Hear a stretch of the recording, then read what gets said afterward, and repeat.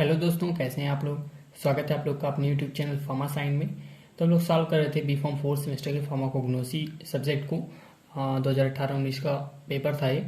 हमने इसमें section A section B देख लिया था। पिछली वीडियो में हमने सेक्शन बी के बारे में देखा था, जिसका हमने तीनों क्वेश्चन सॉल्व कर लिया था। इस वीडियो में हम लोग बात करने वाले हैं सेक्शन सी के बारे में। तो सेक्शन सी जो कि 7 नंबर का क्वेश्चन है, बहुत इंपॉर्टेंट क्वेश्चन इसमें है और ये वीडियो आपके लिए बहुत ही इंपॉर्टेंट होने वाली है। तो वीडियो को लास्ट तक देखें और सभी सॉल्यूशन आप इसमें आसानी से इसको याद कर सकते हैं देखने के बाद में, और उसे लिख के या फिर हम नोट्स आपको प्रोवाइड करा देंगे। ठीक है, तो ये सेक्शन सी में जो 7 नंबर का क्वेश्चन है, इसमें पहला क्वेश्चन है discuss scope and historical developments of pharmacognosy. जो हमारा क्या क्या स्कोप है या इसका हिस्ट्री क्या है या हिस्ट्री किससे डेवलपमेंट हुआ हिस्ट्री का, उसको हमें फार्माकोग्नोसी को लिखना है। तो सब इसको देख लेते हैं आंसर्स को। तो इसमें जो क्वेश्चन का पहला पार्ट है इसको देख लेते हैं कि ये पहला पार्ट था स्कोप, दूसरा है इसमें हिस्टोरिकल डेवलपमेंट ऑफ फार्माकोग्नोसी। तो सबसे पहले देखते हैं क्या हिस्ट्री रही है हमारी फार्माकोग्नोसी की, उसके डेवलपमेंट की क्या हिस्ट्री रही है। ठीक है, तो सबसे पहले जो है इसमें हम देखते हैं कि जो पहले की थी, जो एंशियंट टाइम में जो हिस्ट्री थी वो क्या थी फार्माकोग्नोसी की। The medicine were originated in Egypt and India, मतलब इजिप्ट में और इंडिया में मेडिसिन की खोज हुई थी, जिसमें सबसे पहले कहाँ पे रिकॉर्ड किया गया था, पेपायरस क्या है, इजिप्ट की किताब है जिसमें ये मेडिसिन को लिखा गया था। और उसके बाद उसमें आयुर्वेदा जो कि हमारे इंडिया में बुक प्रचलित है, इसमें लिखा गया। ठीक है, इस मेडिसिन के बारे में अराउंड 1500 BC। ठीक है, फिर इसमें Hippocrates is viewed as the father of medication या मेडिसिन। मतलब हिप्पोक्रेटिस को क्या फादर ऑफ मेडिकेशन कहा गया, क्योंकि उन्होंने क्या खोज किया था, ह्यूमन लाइफ स्ट्रक्चर और उसके फिजियोलॉजी के बारे में कमिटमेंट दिया था, सुझाव दिया था। ठीक है, तो इसलिए जो हिप्पोक्रेटिस को जो है फादर ऑफ मेडिसिन कहा गया। तो ये हमारा एंशियंट टाइम का था फार्माकोग्नोसी। अब इसमें सेकंड पार्ट है जो pharmacognosy in early modern era. इसमें क्या है, it was towards the start of 19th century that pharmacognosy come into its genuine being. मतलब जब हमारा 19वीं शताब्दी स्टार्ट हुई तब उस समय क्या फार्माकोग्नोसी अपने जेन्युइन रूप में आया। जैसे कि 1815 में C.S. हिटलर साहब थे, उन्होंने क्या किया कि जर्मन साइंटिस्ट थे, उन्होंने जो फार्माकोग्नोसी शब्द है इसको खोजा था। तो in 1815 C.S. Hitler, a German scientist who utilized pharmacognosy in his book named Analecta Pharmacognostica. तो उन्होंने एक बुक लिखी जिसका नाम था एनालेक्टा फार्माकोग्नोस्टिका। उसमें उन्होंने सबसे पहले किस शब्द को लिखा, फार्माकोग्नोसी शब्द को लिखा। So he refracted as the father of pharmacognosy. In 1825 Martius ये कौन थे, ये भी जर्मन रिसर्चर्स थे। इन्होंने क्या किया, set up pharmacognosy as a subject to study in the college and afterwards another discipline named। इन्होंने कॉलेज में इसको पढ़ने के लिए लागू कराया फार्माकोग्नोसी को। ठीक है, तो pharmacognosy developed in the natural science in 1880। Gendo Oi is Japanese researcher translator pharmacognosy as pharmacognosy. तो 1880 में जो जापानी साइंटिस्ट थे जिनका नाम था गेंडो ओई, उन्होंने क्या किया कि इसको ट्रांसलेट किया फार्माकोग्नोसी को फार्माकोग्नोसी के रूप में। ठीक है, तो ये हमारा हो गया फार्माकोग्नोसी अर्ली मॉडर्न एरा में। ठीक है, आगे इसमें एक पार्ट और है। तो इसमें हिस्ट्री में जो थर्ड पार्ट है मॉडर्न टाइम ऑफ फार्माकोग्नोसी, इसमें क्या है कि since the 1930s development of drug bioassays drug action updated the study of active ingredients of crude drugs and provide strength in the quality evaluation of them. In this time, development of biological and chemistry interest method open in new era for studying pharmacognosy। मतलब इसमें modern era में क्या था कि development हुआ हमारा biological chemistry methods का, जिसके द्वारा हमारी जो फार्माकोग्नोसी के स्टडी में एक नई, जिसे हम कह सकते हैं कि नया युग का आरंभ हुआ। ठीक है, तो इसमें क्या है कि the chemical and physical method were also applied to the identification of crude drug like colorimetry, spectrophotometry and fluorescence analysis ETC। ठीक है, तो इसको द्वारा हमें इसका जो स्टडी करने में बहुत ही हेल्प मिली है। बहुत मॉडर्न तरीके से हम इसकी स्टडी बहुत ही आसानी से कम समय में कर सकते हैं। ठीक है, तो हमारा जो हिस्ट्री था फार्माकोग्नोसी की, ये हमारा कंप्लीट होता है। इसमें एक और पार्ट था जो क्वेश्चंस का, स्कोप ऑफ फार्माकोग्नोसी। तो इसको हमने पिछले वीडियो में डिफाइन किया था, जो कि हमने बनाया था यूनिट फर्स्ट का important questions with solution pharmacognosy का ही। तो उसका लिंक जो है डिस्क्रिप्शन बॉक्स में मैं डाल दूंगा, उससे आप वहां से जाके देख सकते हैं। तो सेक्शन बी का भी एक क्वेश्चन उसमें था हाफ पार्ट, और सेक्शन सी का हाफ पार्ट भी उसमें है, तो आप वहां से जाके देख सकते हैं। और ये हमारा जो फर्स्ट क्वेश्चन है सेक्शन सी का, यहाँ पे समाप्त होता है। अगला क्वेश्चन देखते हैं क्या है। इसमें जो अगला क्वेश्चन है what is hybridisation, what is significant in plant cultivation. ठीक है, तो हाइब्रिडाइजेशन इसमें देख लेते हैं हाइब्रिडाइजेशन क्या है और उसका जो सिग्निफिकेंट इसका रोल है जो प्लांट कल्टीवेशन में वो किस प्रकार से। तो इसमें जो क्वेश्चन नंबर दूसरा इसका सेक्शन सी का, इसको देख लेते हैं 7 नंबर वाला। इसका आंसर देखते हैं। तो इसमें लिख सकते हैं द कंबाइनिंग और crossing of two genetically dissimilar plants to create a hybrid is called hybridisation. It is process through which hybrid are obtained. ठीक है, तो इसमें क्या है कि जब हम उसको कंबाइन करते हैं किसको, दो जो डिसिमिलर जेनेटिक्स के प्लांट्स होते हैं उसको जब हम एक दूसरे में कंबाइन करते हैं, क्रॉस करके उसको जब कंबाइन करके बनाते हैं या उसे हम जो ग्रो कराते हैं उसको क्या कहते हैं, हाइब्रिडाइजेशन या हाइब्रिड प्लांट्स कहते हैं। ठीक है, तो इसमें क्या है कि ये प्रोसेस है जिसमें क्या है हाइब्रिड प्लांट्स हमें ऑब्टेन होते हैं। इसका जो टाइप्स है हाइब्रिडाइजेशन में भी फॉलोइंग टाइप्स, 3 टाइप्स के बेसिकली होते हैं। पहला है इंट्रावेराइटल हाइब्रिडाइजेशन, दूसरा है इंटरवर्टिकल वेराइटल हाइब्रिडाइजेशन और तीसरा जो है इंट्रा जेनेरिक हाइब्रिडाइजेशन। तो सबसे पहला है इंट्रा वेराइटल हाइब्रिडाइजेशन। इसमें क्या होता है, the crosses are made between the plants of the same variety. ठीक है, अगर सेम वेराइटी के प्लांट्स है तो उसको हम मिक्स करके जो प्लांट्स को बनाते हैं उसे हम क्या कहते हैं, इंट्रा वेराइटल हाइब्रिडाइजेशन। दूसरा है इंटर वेराइटल हाइब्रिडाइजेशन। इसमें क्या होता है, the cross are made between the plants belonging to 2 different varieties. ठीक है, इसमें 2 डिफरेंट प्रकार की वेराइटीज होती है, उसको मिला के जब हम प्लांट्स को बनाते हैं तो उसको कहते हैं इंटर वेराइटल हाइब्रिडाइजेशन। लास्ट है इसमें जो है इंट्रा जेनेरिक हाइब्रिडाइजेशन। इसमें क्या होता है, the crosses are made between the 2 different species of the same genus. तो इसमें जो 2 डिफरेंट प्रकार की स्पीसीज पाई जाती है, मतलब जो जिसका जीन जो सेम होता है उसको मिला के बनाते हैं, तो इंट्रा जेनेरिक हाइब्रिडाइजेशन कहते हैं। तो हाइब्रिडाइजेशन को इस प्रकार से समझ सकते हैं, जैसे ये तो प्लांट में हो गया। अगर हम इसमें लेते हैं एनिमल्स में लेते हैं, तो जो घोड़े और गधा जो घोड़े और गधे को मिला के बनाया जाता है उसके जीन से, तो खच्चर बनाते हैं जो कि गधे की तरह ही वो वर्कलोड लेता है और घोड़े की तरह तेज चलता है। तो उसको जैसे ईंट भट्टों पर उसका प्रयोग किया जाता है खच्चर्स का, तो उसको वो भी हम हाइब्रिड एनिमल्स कहते हैं। ठीक है, तो हमारा एक एग्जाम्पल इसे हम समझ सकते हैं। तो वैसे प्लांट्स में होता है हाइब्रिड ऑर्गेनिज्म बनाते हैं, आप लोग सुने होंगे खेती वेती में या किसी पौधे के बारे में, हाइब्रिड पौधा, तो उसको हम किस प्रकार से बनाते हैं उसी के बारे में इसमें लिखना है। ठीक है, तो इसमें प्रोसीजर क्या है हाइब्रिडाइजेशन का, इसमें क्या है कि it involve the following step. कई स्टेप में जो है प्रोसीजर इसका कंप्लीट होता है। तो सबसे पहले सिलेक्शन ऑफ पेरेंट्स, जो पेरेंट्स है किससे हम हाइब्रिडाइजेशन कराते हैं उसको हम सिलेक्ट करते हैं, ये पहला प्रोसीजर है। ठीक है, तो इसमें चाहे तो आप, क्योंकि ये 7 नंबर में क्वेश्चन है तो इसको बहुत लॉन्ग हो जाएगा, तो आप इसे नाम लिख के 2-2 लाइन लिख के छोड़ सकते हैं। ठीक है, तो सबसे पहले हम क्या करते हैं कि सिलेक्शन ऑफ पेरेंट्स, जो पेरेंट्स प्लांट्स होते हैं उसका सिलेक्शन करते हैं। 2 parents should be selected, one should be well adapted the nature of the other variety। ठीक है, other variety should have both the characteristic is absent in first variety। मतलब क्या है कि जब 2 वेराइटीज को हम चुनते हैं, 2 पेरेंट्स को हम जब चुनते हैं तो उसमें क्या होता है कि वो नेचर्स जो हमारे प्रकृति के अनुसार वो होना चाहिए, जो हम उसको जो प्लांट्स पेरेंट्स सेल को पेरेंट्स प्लांट्स को चुनते हैं। ठीक है, तो हमारा सिलेक्शन ऑफ पेरेंट्स। अगला जो मेथड है, अगला जो प्रोसेस है इमेस्कुलेशन है। इमेस्कुलेशन क्या होता है, it can be defined as the removal of instruments और अनदर और the killing of a pollen grains of a flower without affecting the female reproductive organs. तो इसमें क्या करते हैं कि हम पोलन ग्रेन को किल कर देते हैं, मतलब जो परागकण पाए जाते हैं उस प्लांट्स में, उस पौधे में या उस पुष्प में, उसको क्या करते हैं, मार देते हैं, खत्म कर देते हैं, या उसके जो स्टेमेंट्स यानी पुंकेसर को हटा देते हैं।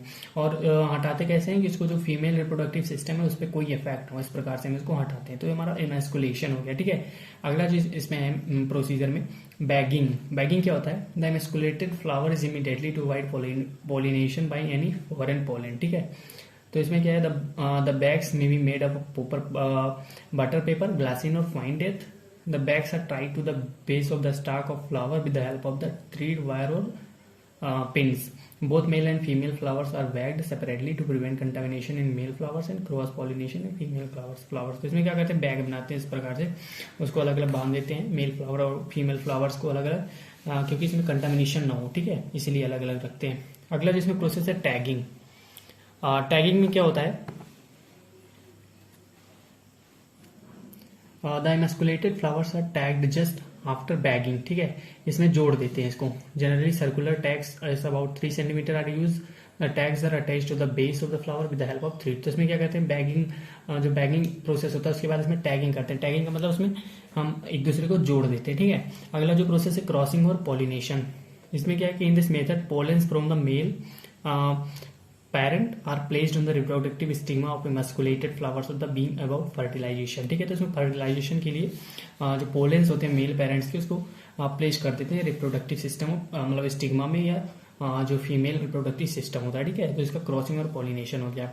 अगला जो प्रोसेस है इसमें वो है harvesting and storing of F1 seeds. तो इससे जो F1 सीड्स का फॉर्मेशन होता है, क्रॉस्ड हेड्स और pores of desirable plants are harvested, its seed are stored properly with tags. तो मेरे छठा स्टेप हो गया। अगला स्टेप है राइजिंग द F1 जनरेशन। इसमें क्या है, in this the coming season the stored seeds are sown separately to raise the F1 generation hybrid. ठीक है, तो ये हमारा हो गया जो प्रोसीजर हो गया। तो इसमें जो क्या पूछा गया था कि हाइब्रिडाइजेशन क्या होता है, उसका सिग्निफिकेंट क्या है। तो आप इसका प्रोसीजर जो है, जो टाइप्स तो हमने 3 बताया था, उसमें आप लिख सकते हैं। और इसका प्रोसीजर है तो आप केवल नाम लिख के भी छोड़ सकते हैं अगर 107 नंबर में आता है। ठीक है, अगर 10 नंबर में आता है तो आप इस प्रकार से इसको डिफाइन कर सकते हैं। और इसका एप्लीकेशन भी आगे यहाँ पे दिया गया, एप्लीकेशन ऑफ हाइब्रिडाइजेशन। तो इसमें क्या क्या, फॉर क्रॉप इंप्रूवमेंट्स, मतलब फसल या प्लांट्स के इंप्रूवमेंट्स करने के लिए इसको हाइब्रिडाइजेशन करते हैं। To get good quality of plants, अब हाइब्रिडाइजेशन के दौरान हम अच्छे तरीके के पौधे जो है प्राप्त कर सकते हैं। To produce disease resistance, herbicide resistance and many other quality characters. ठीक है, to enhance the yield of phytoconstituents in medicinal plants, मतलब कि क्या है कि जो बायोएक्टिव कॉन्स्टिट्यूएंट्स या फाइटो कॉन्स्टिट्यूएंट्स मेडिसिनल प्लांट को बढ़ाने के लिए भी हम इसका हाइब्रिडाइजेशन करते हैं। जैसे क्या है कि increase in the solasodine content by the hybridization of Solanum incanum and Solanum melongena. तो इसको मतलब इस एग्जांपल से समझ सकते हैं। Hybridization of Cinchona succirubra and Cinchona ledgeriana yields amount of quinine, मतलब इसका जब हम हाइब्रिडाइजेशन कराते हैं तो क्विनिन की मात्रा बढ़ती है। तो हमारा जो है हाइब्रिडाइजेशन यहाँ पे समाप्त होता है। अगला क्वेश्चन है इसमें, right a brief note on edible vaccine. Edible vaccine क्या होता है, इसके बारे में लिखना है। तो सबसे पहले हम जानते हैं वैक्सीन क्या होती हैं। तो biological preparation which improves immunity towards a particular disease is called vaccine. मतलब एक बायोलॉजिकल प्रिपरेशन होती है जो क्या करती है, हमारे इम्यून सिस्टम को जो है इम्प्रूव करती है। किसके लिए, जो हमारा पर्टिकुलर डिसीज होती है उसके लिए जो हमारे इम्यून सिस्टम में खराबी होती है उसको इम्प्रूव करती है, तो हमारा वैक्सीन कहलाता है। एडिबल का मतलब क्या होता है, जिसको हम खा सकते हैं। एडिबल जैसे एडिबल वाले का खाद्य तेल कहते हैं, सो एडिबल का मतलब खाद्य होता है। ठीक है, तो एडिबल वैक्सीन को भी क्या कह सकते हैं, the vaccine that are can eat called edible vaccine. तो हमारा हो गया, इसकी डेफिनेशन हो गई। The concept of edible vaccine was developed by Charles Arntzen in 1919। तो चार्ल्स अर्टजन ने इसको कॉन्सेप्ट को जो है डेवलप किया था 1990 ईस्वी में। ठीक है, तो हमारा एडिबल वैक्सीन के पॉइंट्स हो गया इसमें। In the edible vaccine transgenic plants are used as vaccine production system. क्या है इसमें, ट्रांसजेनिक प्लांट्स का यूज करते हैं। These are the mucosal targeted vaccine which are cause stimulation of both systemic and mucosal response। ये क्या होता है, mucosal targeted vaccines होती है जिससे क्या स्टिमुलेशन का कॉज करते हैं, कहाँ पे, सिस्टमिक और म्यूकोसल दोनों रिस्पॉन्स पे ये स्टिमुलेशन कॉज करते हैं। तो स्टार्टिंग में किस लिए बना था कि ये केवल जो इन्फेक्शंस डिसीज को रोकने के लिए बना था, बट इस समय क्या है कि ये कई एप्लीकेशन में यूज किया जाता है। जैसे ऑटोनोमिक डिसऑर्डर में इसका यूज किया जाता है इसको रोकने के लिए। तो इसमें लिख सकते हैं, initially it was useful only for the preventing infections disease, but now it has also found application in the prevention of autoimmune disease such as cancer therapy. ठीक है, तो इसमें एडिबल वैक्सीन क्या करता है कि डीएनए फ्रेगमेंट कंटेन करता है। It contains DNA fragments from the original pathogen which is responsible for the stimulating the bodies immune system. ठीक है, तो प्लांट्स में कौन कौन से यूज होते हैं वैक्सीन बनाने में, जैसे टोबैको हो गया, potato, carrot, rice, soybean, corn, wheat, peanut, तो इस सब प्लांट्स इसमें यूज होते हैं। तो इसका एग्जाम्पल देख लेते हैं, जैसे कि जो वैक्सीन है हेपेटाइटिस बी वायरस के लिए कौन सी वैक्सीन बनती है, हेपेटाइटिस बी में इसका यूज होता है। तो इसमें जो वेक्टर यूज होते हैं टोबैको होता है, पोटैटो होता है। ठीक है, तो किस डिसीज को क्योर करने के लिए होता है, हेपेटाइटिस बी में।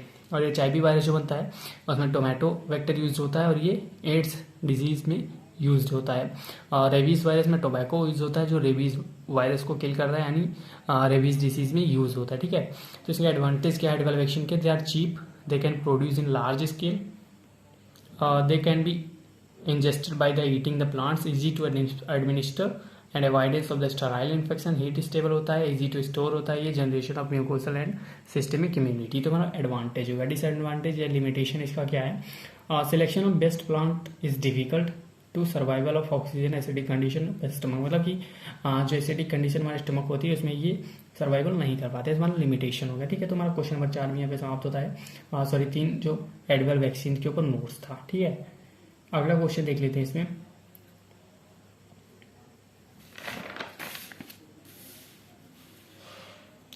अगला जो क्वेश्चन है इसमें, discuss Ayurvedic system of medicine and its role of pharmacognosy. तो इसको देख लेते हैं क्वेश्चन नंबर 4 को।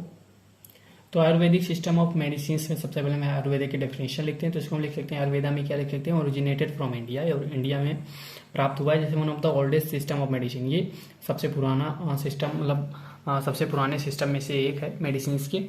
The word Ayurveda is made up of the आयु एंड वेदा, मतलब लाइफ और साइंस, जो मतलब हम कह सकते हैं कि it is the life of science, ठीक है। The Ayurveda means science of life, ठीक है, साइंस ऑफ लाइफ इसको कह सकते हैं।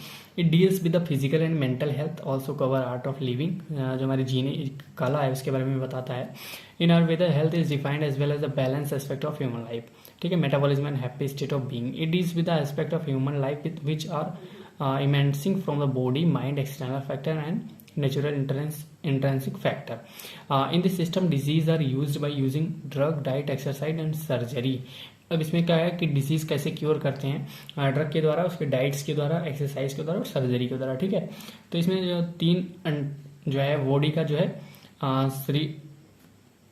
बॉडी, माइंड एंड सॉइल, मतलब क्या है, श्रा, मानस एंड आत्मा, ठीक है। ये क्या है, 3 है, ट्राइपोड ऑफ लाइफ, 3 स्तंभ है जो हमारे लाइफ के, ठीक है। ये आयुर्वेदा में बताए गए हैं। In which equal attention should be given for the achievement of sound health. Ayurveda classify the body into 3 basic biological elements that are known as the vata, pitta and कफा। तो वता और पिता एंड कफा का मतलब क्या होता है, आगे देखते हैं। These elements originated from the 5 basic elements, air, energy, space, water, soil, ठीक है। वो एयर को वायु कहते हैं इसमें, एनर्जी को तेज, स्पेस को आकाश, वाटर को जल एंड सॉइल को धरती, ठीक है। तो ये 5 चीजों से हमारा शरीर मिलकर बना है, इसमें बताया गया आयुर्वेदा में। The biochemical composition of space and air is called vata and pitta. Pitta को कैसे क्या कहते हैं, it is compose of energy and water. And kapha में क्या होता है, वाटर एंड सॉइल का कंपोजिशन होता है। तो हमारा हो गया जो 3 एलिमेंट्स थे आयुर्वेदिक सिस्टम में। These 3 doshas are the regulators of the cell function in difficult way and thus help to maintaining health. According to Ayurveda, all the universe object and made up of panchabhuta. It is based on the tridosha, 3 dosha, pitta and कफा theory. तो Ayurveda pharmacopoeia क्या कहता है, इसी आयुर्वेदा में देख लेते हैं क्योंकि ये भी इसमें इंपॉर्टेंट है। Ayurveda pharmacopoeia consist more than the 1000 recipe. All recipes contain crude drug obtain from the natural origin and the plant minerals animals. There are various formulation of drug remaining ranking from, जैसे कि क्या है, तो कुरना इसमें fine powder, चूर्णा को क्या कहते हैं, फाइन पाउडर कहते हैं। अर्का को क्या कहते हैं, डिस्टिलेट, जो डिस्टिलेट प्राप्त होता है उसे अर्का कहते हैं। टैबलेट को क्या कहते हैं, वटी कहते हैं इसमें। और फिर इसको क्या है, गुटिका कहते हैं, ठीक है। आयुर्वेदा में इसको इस नाम से जाना, जैसे फाइन पाउडर को चूर्ण के नाम से जाना जाता है, डिस्टिलेट को अकरा के नाम से, अर्का के नाम से, टैबलेट को वटी के नाम से, पिल्स को गुटिका के नाम से, एंड कैल्कुलाइन रेजिड्यू को भस्मा के नाम से जानते हैं। और जो टैलिस होता है उसे घृता के नाम से जानते हैं, ठीक है। घी एंड ऑयल को घृता के नाम से जानते हैं। तो हमारे मेडिसिनल्स के कुछ टर्म्स हैं जिसमें मतलब आयुर्वेदिक में कैसे यूज होते हैं। तो इसमें और थोड़ा लिख सकते हैं, one of the important techniques in Ayurveda called samskara, जिसे कहते हैं नोन एज द शुद्धि, ठीक है, purification. Shuddhi is the process in which the toxicity of harmful substances eradicated and usefulness of pharmaceutical manufacturing and increase, ठीक है। तो इसमें फार्मास्यूटिकल मैन्युफैक्चरिंग को इंक्रीज करते हैं, तो जैसे को शुद्धि कह सकते हैं। तो हमारा आयुर्वेदिक सिस्टम ऑफ मेडिसिन यहाँ पे समाप्त होता है। अगला जो क्वेश्चन है इसमें, define glycosides, define glycosides and it's give its classification. इसको देख लेते हैं। तो इसमें ग्लाइकोसाइड्स क्या होता है, इसमें लिख सकते हैं, the glycosides are the secondary metabolites which are on enzymatic or acidic hydrolysis give sugar and non sugar moiety, ठीक है। जिसको हम जब हाइड्रोलिसिस कराते हैं, एसिडिक हाइड्रोलिसिस कराते हैं, एंजाइमेटिक हाइड्रोलिसिस कराते हैं, तो शुगर और नॉन शुगर मोइटी को प्रोड्यूस करता है, देता है, ठीक है। तो ग्लाइकोसाइड को जब हम कराएंगे तो sugar plus non sugar part में टूटेगा। ग्लाइकोन moiety is the sugar part, ठीक है। जो ग्लाइकोन मोइटी होता है शुगर पार्ट होता है, एक ग्लाइकोन moiety is non sugar part, ठीक है। तो इसमें लिख सकते प्रॉपर्टीज क्या है, they are the crystalline or amorphous in nature, soluble in the water or alcohol, insoluble in organic solvent like chlorine। तो क्या होता है, क्रिस्टलाइन और amorphous फॉर्म में होते हैं, soluble किसमें होते हैं, वाटर में soluble होते हैं और अल्कोहल में होते हैं। ऑर्गेनिक जो सब्सटेंस है उसमें इनसॉल्युबल होते हैं, जैसे ईथर और बेंजीन में, ठीक है। तो इसके प्रॉपर्टीज है इसमें और है, जैसे कि they are optically active and levorotatory in nature, they are bitter in taste, they are colourless compound. तो इसके प्रॉपर्टीज होगी। क्लासिफिकेशन ऑफ ग्लाइकोसाइड्स की क्या है, on the basis of A ग्लाइकोन moiety and on the basis of ग्लाइकोसाइडल linkage.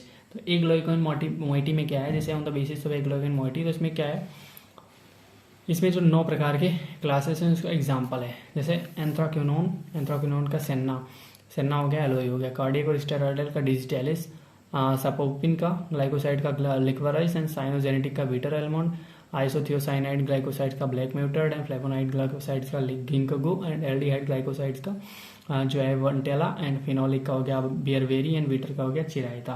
तो इसको trick के माध्यम से आप याद कर सकते हैं कोई भी ट्रिक बना के। जैसे इसमें एक ट्रिक मैंने बनाया था कि एक जो है एंथनी नाम का व्यक्ति है, तो एंथनी से आप क्या समझ सकते हैं, एंथ्राक्यूनोन, ठीक है। तो वो सीना चौड़ा करके जा रहा है, यानी इसका एग्जांपल हो गया सेन्ना। तो एंथनी नाम का व्यक्ति मतलब जो एंथ्राक्यूनोन ग्लाइकोसाइड्स हो गया वो सीना चौड़ा करके जा रहा है, मतलब सेन्ना और एलोइस का जो है एग्जाम्पल हो गया, ठीक है।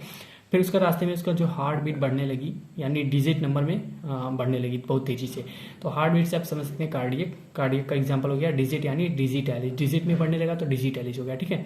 तो जब हार्ट बीट बढ़ने लगी डिजिटैलिस डिजिट नंबर में, तो हार्ट बीट क्यों बढ़ने लगी, उसने सांप देख लिया, तो सांप से आप समझ सकते हैं सपोपिन, सपोपिन ग्लाइकोसाइड, ठीक है। तो सपोपिन में जब उसने सांप देखा तो उसको जो है लिक्विफाइड हो गया, मतलब उसको जो है हम कह सकते हैं कि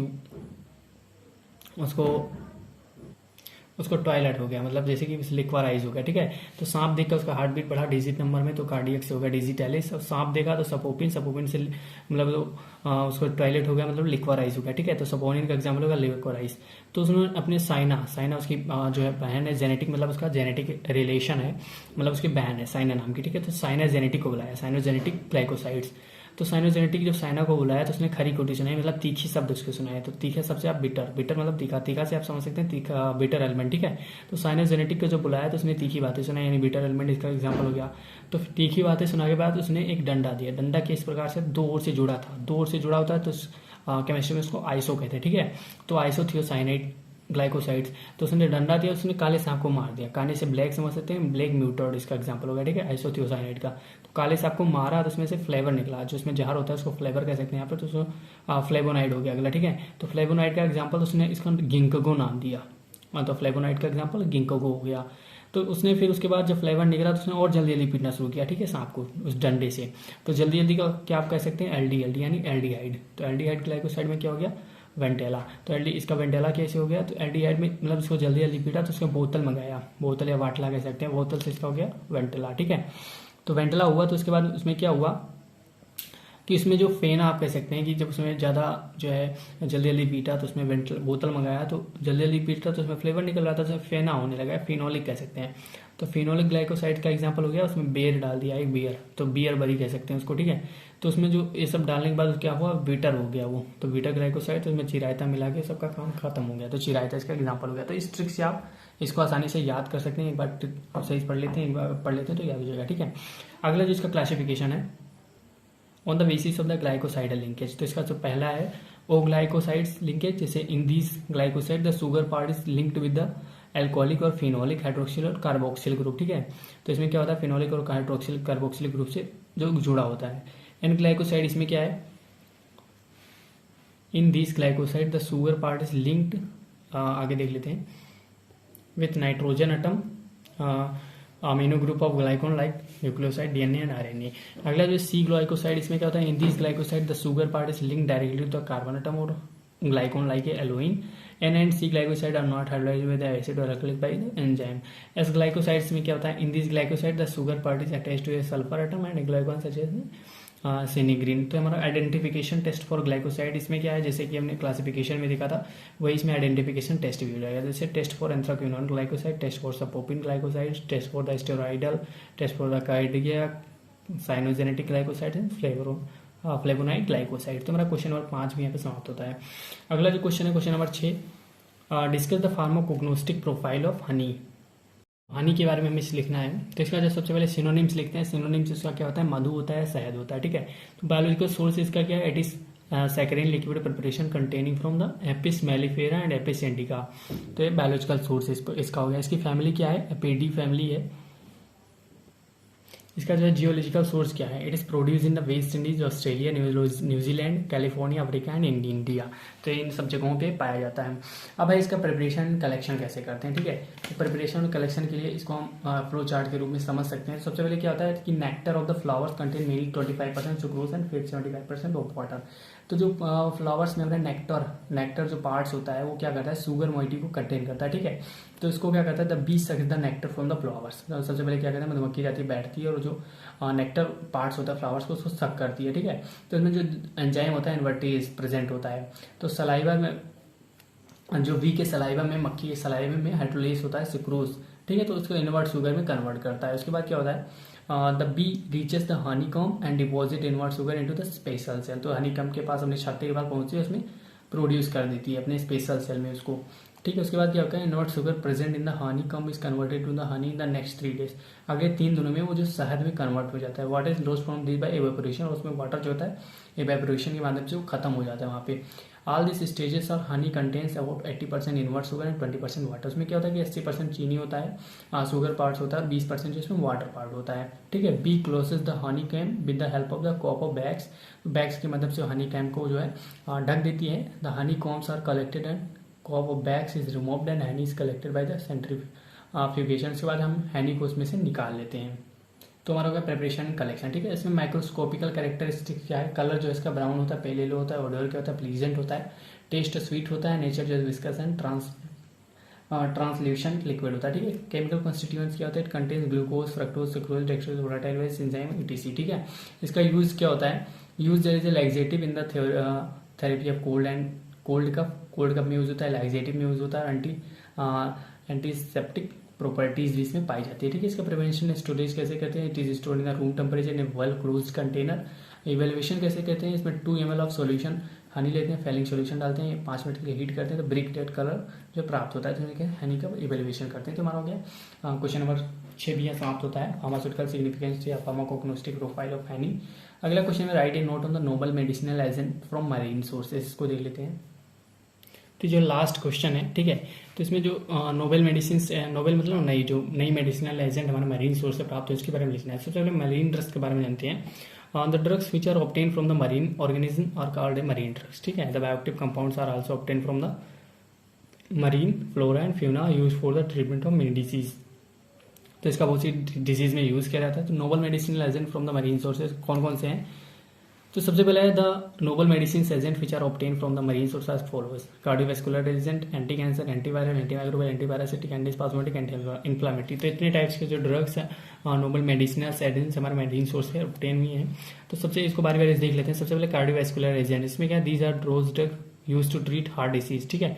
इसका एग्जाम्पल है लेमिनिन। लेमिनिन क्या है, it is obtain from the marine algae Laminaria and angustata, इससे जो प्राप्त होता है लेमिनेरिया एंगेस्टेटा से लेमिनिन प्राप्त होता है। It provide hypotensive effect provide कराता है कार्डियोवैस्कुलर सिस्टम में। अगला जो एग्जाम्पल है कार्डियोवैस्कुलर सिस्टम का, ऑक्टोपैरिन, ये क्या होता है, कहाँ से प्राप्त होता है, एक्टोपस वेलगेरिस ऑक्टोपस मार्कोपस से। तो ये क्या करता है, एग्जिबिट करता है एड्रीजेनेरिक इफेक्ट। तो अब इसको जो लॉन्ग टर्म में भी लिख सकते हैं, इसको बहुत शॉर्ट में लिखे हैं, ठीक है। सेक्सीटोक्सिन, इट प्रोड्यूस हाइपोटेंसिव इफेक्ट, ठीक है।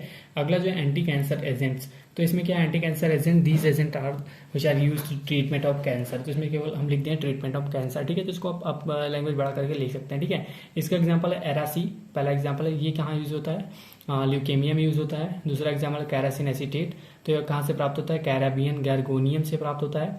एंड निफाटेसिन डी, ये कहाँ से प्राप्त होता है, ऑब्टेन फ्रॉम द निफाटेस स्पीसीज से प्राप्त होता है। तो हमारा एंटी कैंसर एजेंट हो गया। अगला जो एंटीवायरल एजेंट, जो novel marine drugs antiviral agent क्या है, use in the treatment of viral disease. तो antiviral agent are those agent which are use in the treatment of viral disease. तो आप इसको बढ़ा से लिख सकते हैं। इसका जो एग्जाम्पल है पहला है एरा ए, ये कहाँ से प्राप्त होता है, मरीन स्टोरेज टथाया क्रिप्टा से प्राप्त होता है। दूसरा जो एंटीस्टोमिन होता है, ये कहाँ से प्राप्त होता है, यूडिस्टोमिन ओली वैक्सीन से प्राप्त होता है। एवेरोला एंड एवियोरम, ये कहाँ से प्राप्त होता है, डिजीडिया एवेरा से। इसमें क्या होता है, एंटी HIV एक्टिविटी भी होती है, ठीक है। तो हमारा एंटीवायरल हो गया। अगला जो एंटी माइक्रोबियल एजेंट्स, इसमें क्या होता है कि treatment of infection disease cause by the microbes. तो माइक्रोब से हमारा इन्फेक्शन डिजीज होती है, उसको जो है रोकता है, ठीक है। तो इसका जो पहला एग्जाम्पल है कैफालोपोरिन, ये कहाँ से प्राप्त होता है, एफिपोरियम एक्रीमेनियम से प्राप्त होता है। दूसरा जो हेलोक्सोटिन AVC, ये कहाँ से प्राप्त होता है, क्यूकम्बर स्टिगोफस आइपोरोनियल से प्राप्त होता है, एंटी फंगल कंपाउंड होता है। अगला जो एंटी पैरासाइटिक कंपाउंड, इसमें क्या होता है, use to kill the particular parasites and to cure parasite disorder को क्योर करता है। इसमें पहला एग्जांपल अल्फा कैनिक एसिड, ये कहाँ से प्राप्त होता है, रेट एल्गी या डिजिटिनिया सिम्प्लेक्स से प्राप्त होता है। दूसरा डोमोइक एसिड से, डोमोइक एसिड कहाँ से प्राप्त होता है? कोनिड्रा एरमेटा से प्राप्त होता है। अगला जो एग्जाम्पल है लेमिनाइन है, तो हमारा एंटीपैरासाइटिक कंपाउंड हो गया। अगला जो है एंटी स्पास्मोटिक एजेंट, तो कहाँ पे ट्रीट होता है? स्पास्म के केस में ट्रीटमेंट इसका किया जाता है, ठीक है। इसमें जो एग्जांपल है टेट्राडोक्स्ट्रीन है, इसका कहाँ से प्राप्त होता है? पफर फिशेस से प्राप्त होता है। अगला जो है anti inflammatory agents use in the inflammation, जो इसका एग्जांपल है मोनो एल्डिहाइड है, obtain from the Luffariella variabilis, analgesic and anti inflammatory effect show करता है। दूसरा जो है फ्लोस्टामाइन ए एंड बी, ये कहाँ से प्राप्त होता है? फ्लोस्ट्राफ्लोक्सियल, एंड इसका जो मसल्स रिलैक्सेंट एक्शन होता है, ठीक है। तो ये हमारा पे जो यहाँ पे 2018-19 का पेपर फॉर्म ऑफ उसी का समाप्त होता है। सेक्शन ए हमने सेक्शन बी जो पहले की वीडियो में सॉल्व कर लिया, उसका जो लिंक डिस्क्रिप्शन बॉक्स में दिया गया, वहाँ से जाके देख सकते हैं। अगर नहीं देखा, ये सेक्शन सी भी यहाँ पे समाप्त होता है, ठीक है। तो अगर वीडियो को पसंद आए तो लाइक कीजिए, शेयर कीजिए और चैनल को सब्सक्राइब कर लीजिए। और हाँ, एक बात और कि आप पहले वीडियो देख लिया कीजिए, उसके बाद जो नोट्स को पढ़ा कीजिए, ठीक है। तो कुछ बातें होती है वीडियो में कुछ एक्स्ट्रा बताया जाता है, नोट्स में उतना कम लिखा रहता है, या फिर नोट्स में शॉर्ट में लिखा रहता है, उसको वीडियो में समझाया जाता है, ठीक है। तो आप बिना वीडियो देखे नोट्स पढ़ते हैं तो वो कम समझ में आएगा। अगर आप वीडियो देखने के बाद में पढ़ते हैं तो वो आपको हो सकता है 1-2 बार में आपको आसानी से याद हो जाए, ठीक है। तो मिलते हैं नेक्स्ट वीडियो में अगला सोल्यूशन लेके, तब तक के लिए खुश रहिए, मस्त रहिए, धन्यवाद।